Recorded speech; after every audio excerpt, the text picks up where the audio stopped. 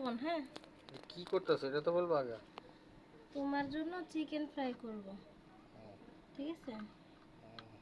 Chicken fry, হ্যাঁ, মুরগি ভাজা। দিলাম লবণ, এই দিলাম হলুদ। জাল জাল খাবা নাকি?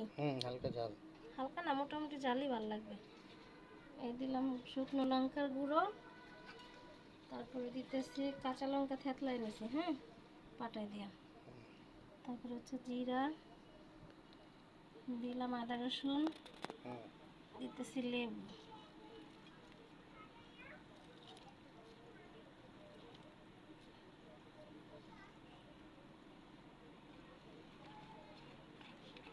হালকা একটু সয়াবিন তেল দিয়ে দিতেছি, কারণ যখন চুলায় দিব তখন মাংসটা ফুটবে না তেল দেওয়ার জন্য। এবার আমি এভাবে মাখায় এটা রেস্টে রাখবো। হ্যাঁ,